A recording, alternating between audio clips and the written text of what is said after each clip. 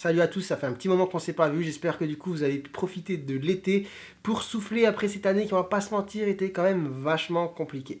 J'espère aussi que la rentrée se passe bien, de mon côté je reprends les vidéos, il y en a pas mal qui sont prévues, mais pour la rentrée je me suis dit que ce serait bien de faire une petite vidéo d'introduction tranquille sur un sujet de la vie de tous les jours, et j'ai eu une bonne idée récemment.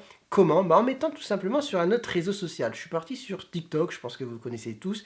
Et c'est plutôt pratique de mon côté parce que ça me permet de lâcher de l'information médicale assez rapidement. C'est des vidéos de 15 à 60 secondes. Du coup, je vous invite aussi à vous y abonner. Vous allez voir, je publie de manière assez régulière. C'est assez sympa.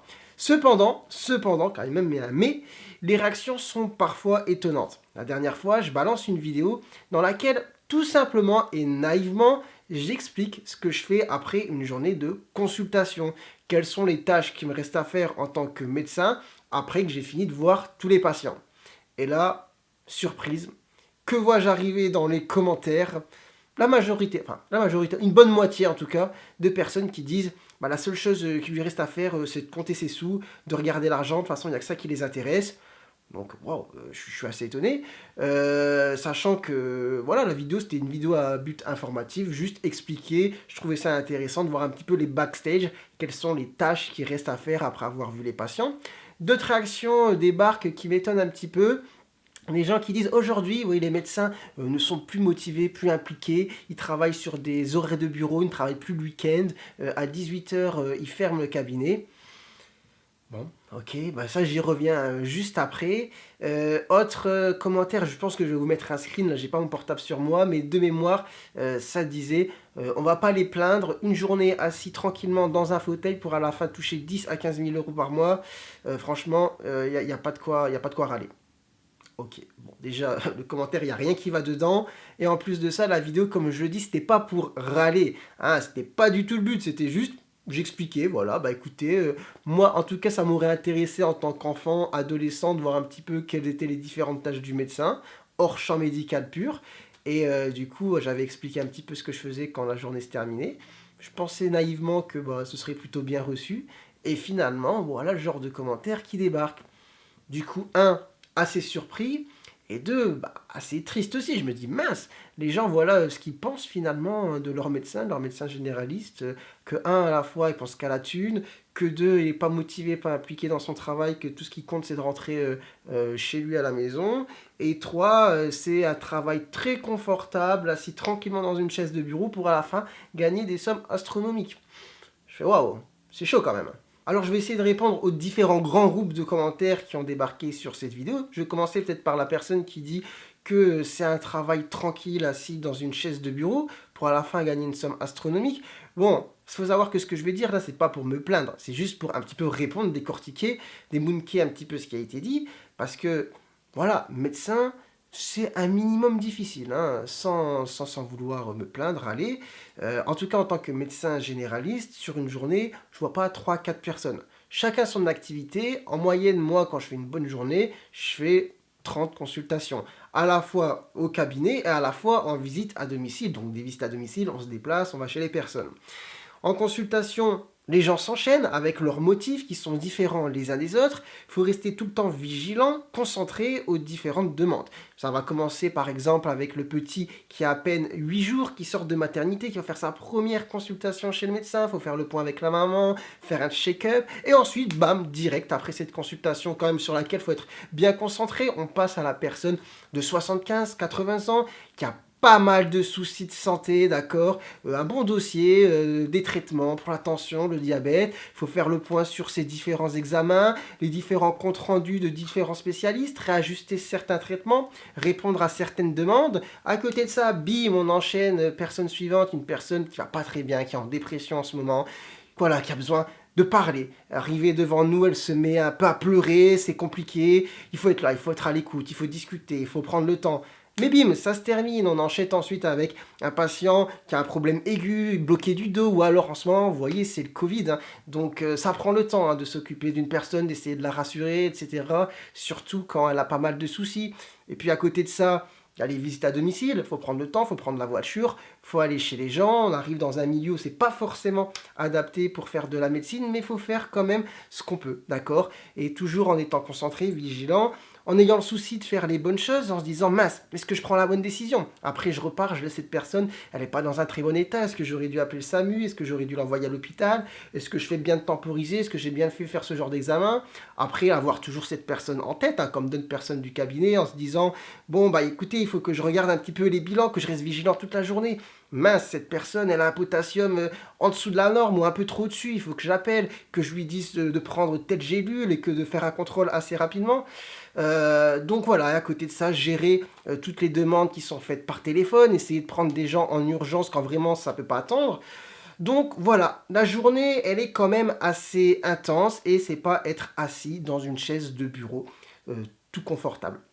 Je vais peut-être parler un petit peu vite, mais voilà, j'étais pris un petit peu là dans l'émotion. Mais comme je vous dis, je râle pas. C'est juste, j'explique que voilà, en tout cas, le travail du médecin traitant, du médecin généraliste, c'est pas un travail où on est assis, les mains derrière les oreilles, et tranquillement, on attend le temps passer. Donc c'est un travail à la fois intense, fatigant, physiquement et psychiquement. Et écoutez, même si une personne prend la décision de fermer les consultations à 18h, je vois que dans les commentaires, il y en avait certains qui râlaient par rapport à ça, bah écoutez, si elle fait quand même 8h, midi, 14, 18h, qu'entre midi et 2, elle voit une ou deux personnes chez elle en visite à domicile, sur la fin de la journée, si elle fait comme moi à peu près 30 consultations, qu'elle a fait environ 9 heures de présence dans le domaine médical sur la journée, bon, voilà, peut-être que pour certains, c'est pas énorme, mais je trouve que c'est déjà pas mal, c'est déjà pas mal. Surtout qu'on est en France quand même, on est en France et du coup, imaginons que vous ayez un souci, qu'une personne a vraiment un gros souci. Voilà, après 19h en France, on peut être vu par un médecin. Il y a des structures qui sont ouvertes H24 pour ça. Il y a aussi des maisons médicales de garde. Dans certains services d'urgence, il y a aussi des circuits courts qui sont mis à l'entrée pour essayer de désengorger les urgences et pour pouvoir recevoir des gens avec juste des motifs finalement de médecine générale. Et dans les cas extrêmes, on a l'urgence, on a le SAMU. Et si c'est voilà, une urgence, le médecin en général, si vous l'appelez à 17h50 mais qui ne vous dit pas bah, venez à 19h, il peut vous recevoir le lendemain. Et si évidemment il n'y a pas d'urgence, bah, ça peut attendre, comme je le disais, le lendemain ou même le surlendemain. Donc voilà, ce côté, voilà, le médecin à 18h, il veut rentrer chez lui, ou pire, j'ai entendu, il ne travaille pas le week-end.